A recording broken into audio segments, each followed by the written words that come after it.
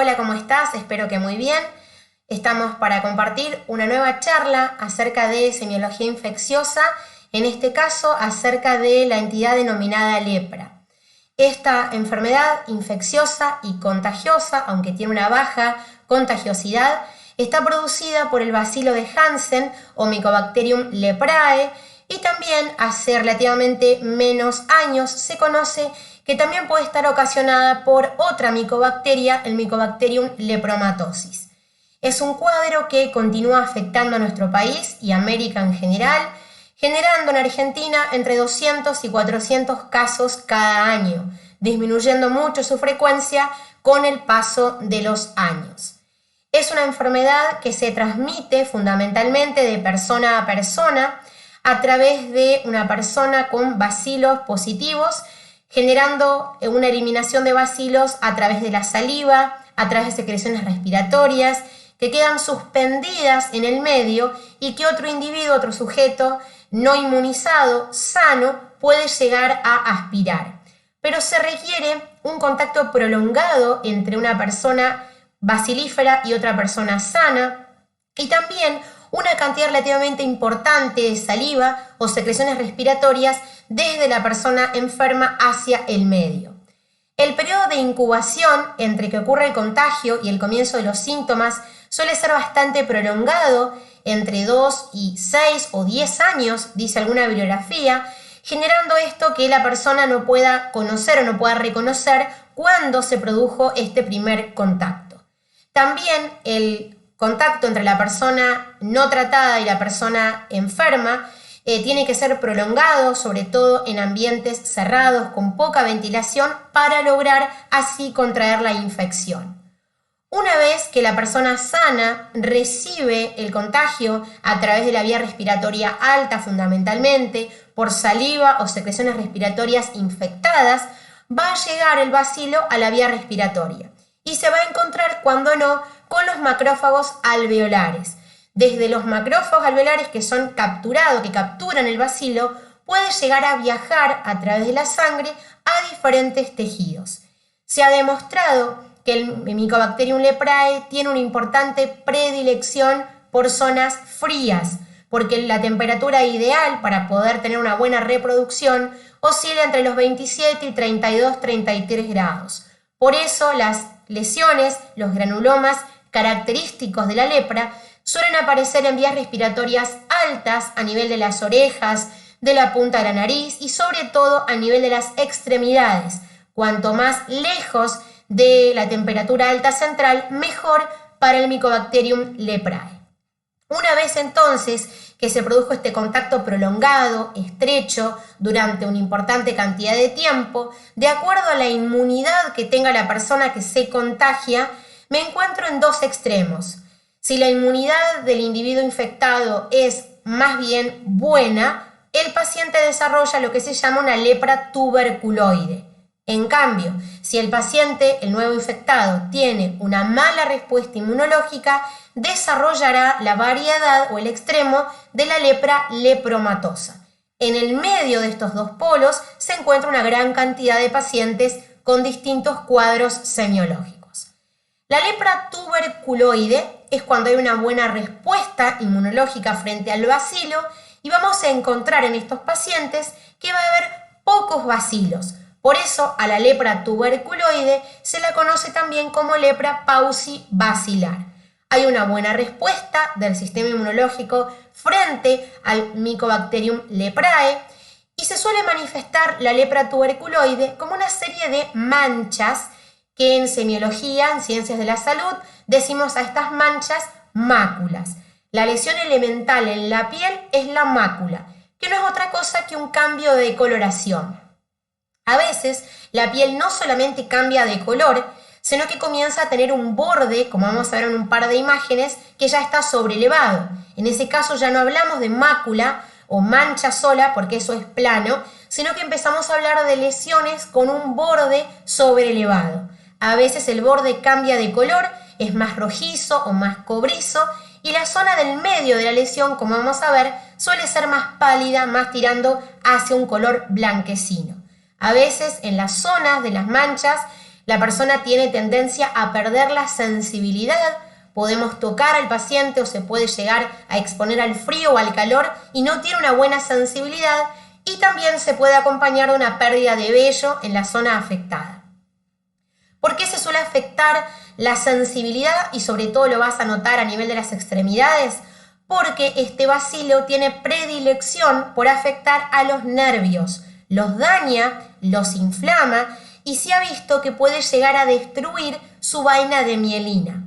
Si afecta a nervios periféricos, va a estar alterada la sensibilidad. La persona no va a tener una buena sensibilidad, va a tener hipoestesia si está disminuida la sensibilidad o anestesia si está abolida la sensibilidad. Si el bacilo tiene tendencia a afectar a los pares craneales, como puede afectar el quinto par trigémino, el séptimo facial, puede afectar también el glosofaringeo, ahí nos puede llegar a dar cuadros de irritación nerviosa o lo más probable de parálisis de los pares craneales. La lepra es otra causa de parálisis facial. Si se ve afectado, por ejemplo, también el glosofaringeo, los pacientes se pueden quejar de alteraciones en el gusto.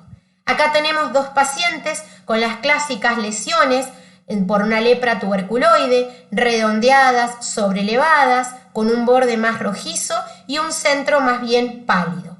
Otra vez, más lesiones, en este caso en el tronco, abundantes, pacientes con lepra tuberculoide. Estas zonas pueden tener hipoestesia o anestesia y pérdida del vello.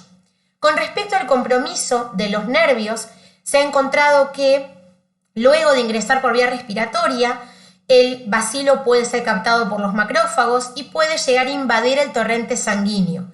Cuando ocurre esta invasión a nivel del torrente sanguíneo, puede afectar a los nervios, tanto a los pares craneales como a los nervios periféricos, y generar su inflamación y, como te decía recién, hasta producir una pérdida de mielina. Esto va a generar una atrofia, por ejemplo, en los músculos o en las regiones que están inervadas por estos nervios, y también puede llegar a haber parálisis o plejía de diferentes pares craneales por una desmielinización producida por inflamación e isquemia debido a la invasión de los nervios por parte del bacilo de Hansen.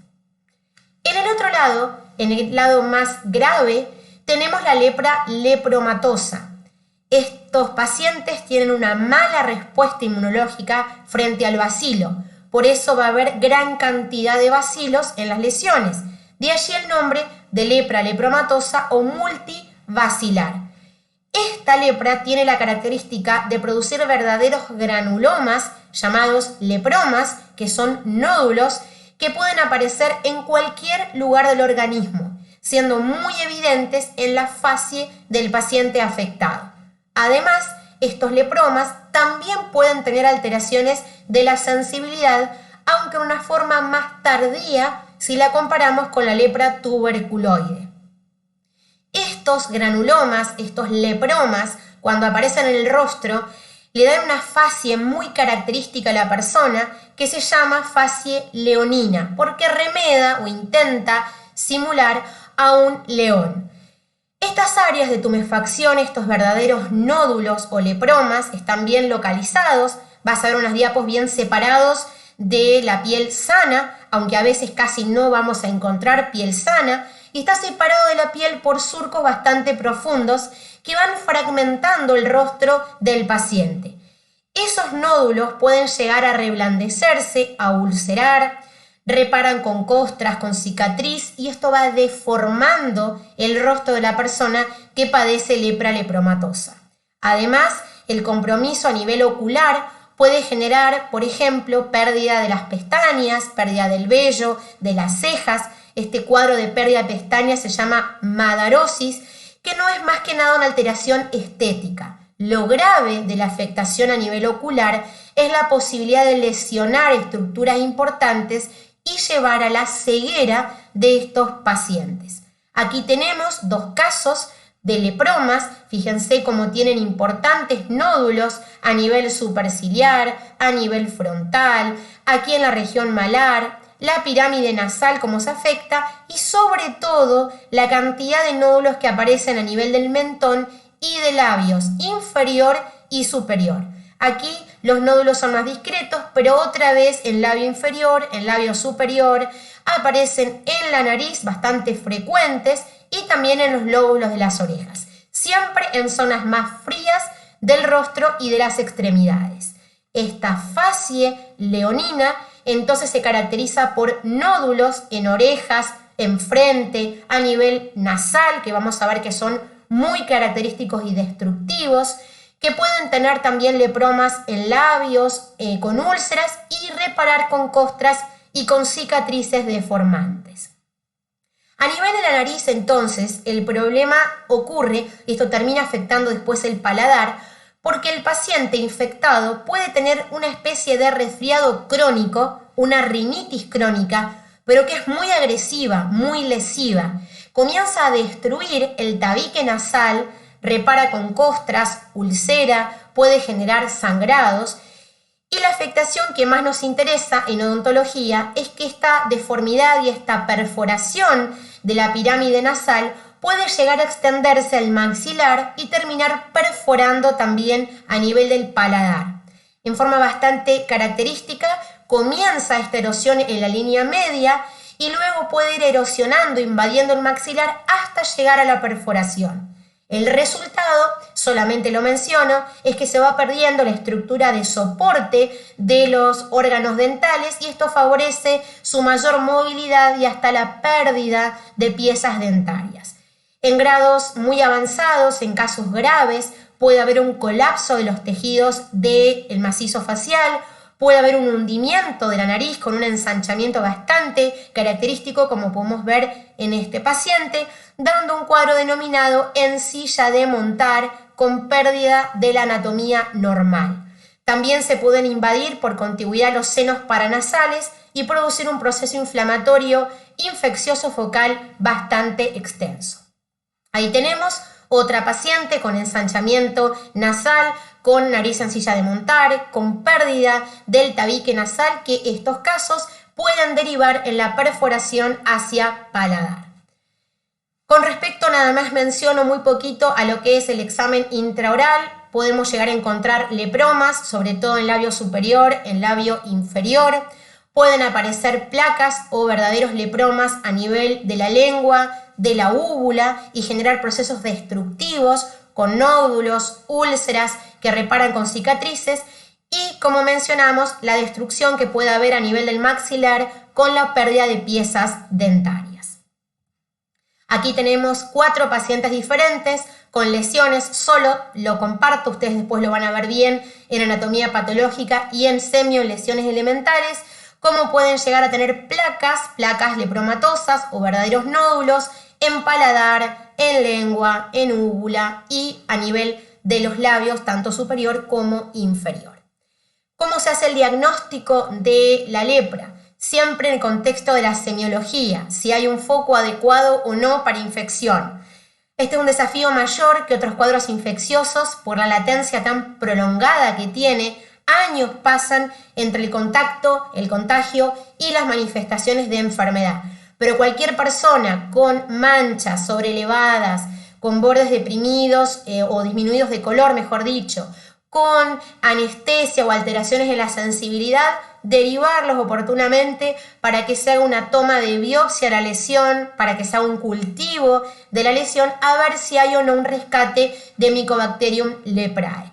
También en estos casos, además del examen bacteriológico, histológico, se puede hacer una prueba llamada prueba de la tuberculina o prueba de Mitsuda, Fernández-Mitsuda, que básicamente es la misma prueba de la prueba de la tuberculina. Lo único es que se inoculan, en este caso, bacilos inactivos de Mycobacterium leprae.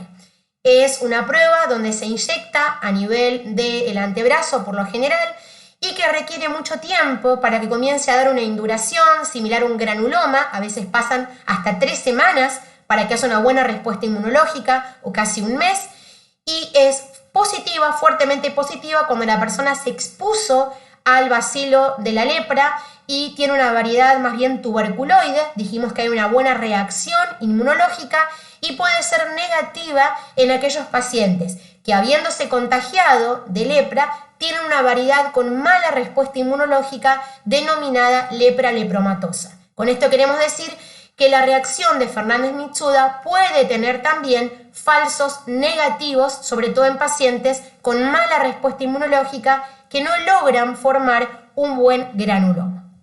Con esto finalizamos la temática de lepra. Seguimos conversando en clases. Chau, chau.